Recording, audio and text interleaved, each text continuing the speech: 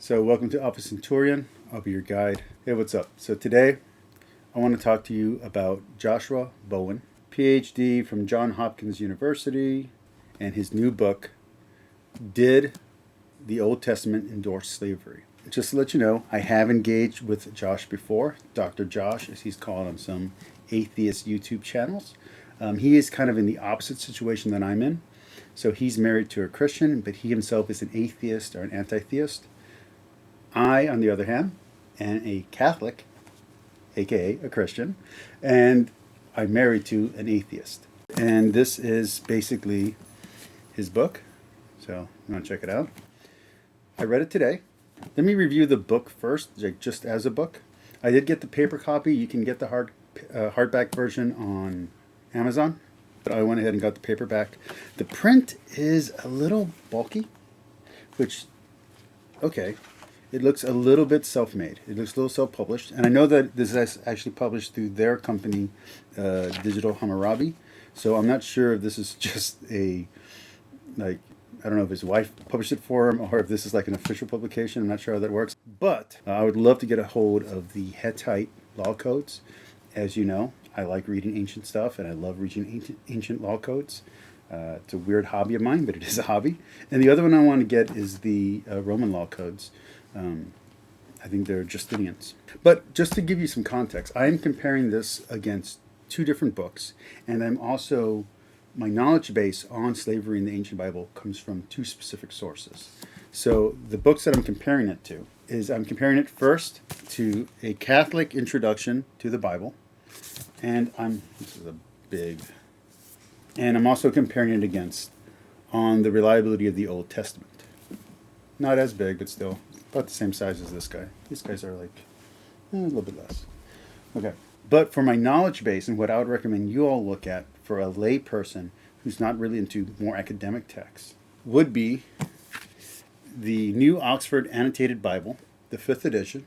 It has some good material here. If you want to learn about slavery in the Old Testament, you go to the passages that are referenced in this book, and you can see what the academic commentary is and what the current consensus is versus just his opinion. Or you can do what I love to do, which I know a lot of Christians and a lot of Catholics don't like that I do. You can go to the Jewish writings. These are Hebrew writings, and you can see what the Hebrew commentary is on the same context. So you can see how the Hebrews now understand Old Testament slavery. So you can get that context instead of just hearing what he thinks the ancient Hebrew people think. Go to the horse's mouth. So let's get into the book. It reads fine. It doesn't read like a dissertation, which is good. It reads friendly. It's very easy to understand. I think anyone who could read it, I think you could read it. I don't think you'd have a problem with it. I do think that the amount of references that it has would be a little bit much for most people who are not academically inclined. So if you're not trying to disprove the Bible or if you're not trying to prove the Bible, a lot of the references, especially to some of the more obscure law codes, you might find a little overwhelming. That being said, his thesis is pretty simple. Or I'm not even going to say his thesis. His conclusion is pretty simple. The Old Testament does endorse slavery. Now, for me, one of my heroes is Epictetus, who was a slave in the ancient world, in the ancient Mediterranean. One of my favorite pieces of work in ancient philosophy is the Euthyphro. So Plato, Socrates has to go to his friend Euthyphro, and Euthyphro's trying his father for murdering a slave who had murdered someone else. And he had just by negligence caused the death of this slave while he was going to get a judge or a whatever. And in that formula, in that story, comes the question of piety and who do you serve, what's the optimal good. When you have two different loyalties, what's the proper order of that loyalty? And I am also as familiar with ancient slavery as I am with, the writings of Herodias, the writings of Ovid, the writings of Plutarch. So my context for ancient slavery is going to be mostly in the ancient texts that I currently have. So this does not shock me at all that his conclusion is that the ancient Bible does endorse slavery. The Hebrew Bible endorses slavery. This doesn't shock me at all. This doesn't bother me at all. And let me tell you why. 1,000 years from now, someone's reading the writings, let's say a memoir of one of our great heroes now, or maybe even of you and I. And they look back and they're saying, well, look, they endorsed capitalism, or they endorsed working 9 to 5 for minimum wage.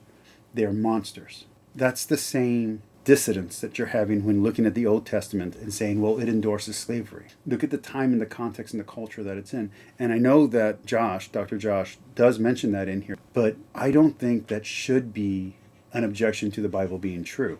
The fact that it recognizes that there needs to be laws to a system just tells me that the Bible was looking ahead and looking at the situation, not only at the situation that it had to deal with, but looking ahead at situations to come and saying this has to be the rules. And yes, Josh is right. Other groups have to do the same thing, and that's fine. That doesn't discount the Bible from being true. It doesn't make it true, but it doesn't discount it from being true. On the flip side, he does try to say that the New Testament also endorses slavery. I'm going to slightly disagree with him there, and let me tell you why. A lot of the major Christian movements were against slavery. A lot of the people who were pushing against slavery, whether it's in the antebellum South, whether it's in England, were Christians, and they were Jewish people. And they got those ideas from the Bible. Yes, you can say that that idea of going against slavery and that idea of freedom wasn't completely developed in the Bible, but those seeds are still there that would eventually germinate in the people who would oppose slavery 1,000 years later, 2,000 years later. And I think that's an important context that Joshua's missing. Another thing is that I think there's a little hint of discounting Judaism. Because when he's talking about the Old Testament endorsing slavery and using Jesus as an out, or that Christians use Jesus as an out, it forgets the fact that Jewish people also opposed slavery. Whether it was during the Civil War, whether it was in situations around the world, whether it's child labor, you have Jewish people using the Torah, using the Tanakh, to justify their fight against slavery and to justify freedom. So I think he's discounting those 2 points of view. And lastly, I want to say that there is one chapter here. I think the whole book is great, and I love the references, and I would love to have every book. And he is right. It is very expensive. I have a collection of classical books. I started reading classical literature when I was about 15. And when I say classical, I mean ancient literature. I'm talking about like the Enuma Elish, like the Hammurabi Code. And getting translations of a lot of this stuff in English is really hard to do. And I don't speak any of these ancient languages, so I can only rely on translations. That's why I can't talk about his scholarship here, because I can't verify, and I haven't had time to verify, whether his translations are accurate or not. But there is one chapter that is weak, and that was chapter 5. I thought chapter 5 was the weakest chapter. And again, I'm not insulting the man. I think he did a great job. But chapter 5 just didn't do it for me. I thought chapter 5 was weak. I thought that his arguments were not convincing in chapter 5.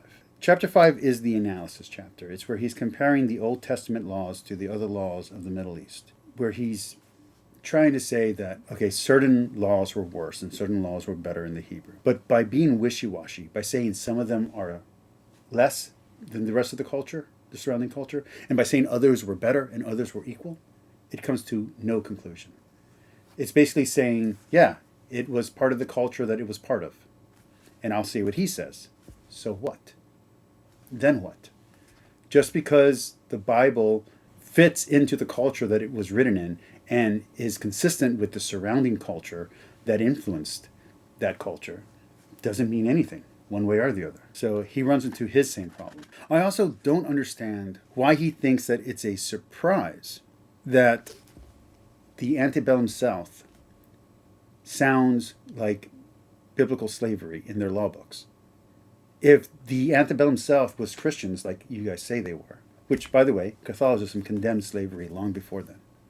But let's just say that they were basing it off covenantal code, the laws that they would use for their slaves, then yes, it makes perfect sense that of course the laws would sound like biblical code, because that's what they were using as their own, if you use the word, inspiration. So that shouldn't be surprising to anyone. And the last note that I have, the last thing that kind of stuck out to me, is something that Joshua says, and I'm going to quote it directly. As texts that describe actual or theoretical practices in the ancient world. He's describing the Bible there. Well, I got news for Josh. That's how I describe the Bible on my channel. That's how I describe the Bible to my friends. When my friends, whether they're Catholic or Protestant, whether they're gospel of grace are there, or if they're Jesus, not religion. When they ask me what the Bible is, I tell them that it is a text that describes actual or theoretical practices in the ancient world. It is not prescriptive, it is descriptive. But through the implications, you can come up with universal objective ideas. All right, that's it. That's my review of Did the Old Testament Endorse Slavery? I'm going to do a little bit of editing. I hope you like it. Today I tried something different. I don't know if you could tell. If this was interesting, if you enjoyed this, please like, please subscribe, and please share this video.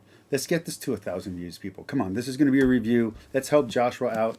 I've engaged with Josh at least twice online. He's a great guy. I don't agree with his conclusions, but everybody needs to make a living. So go out and buy his book. Peace.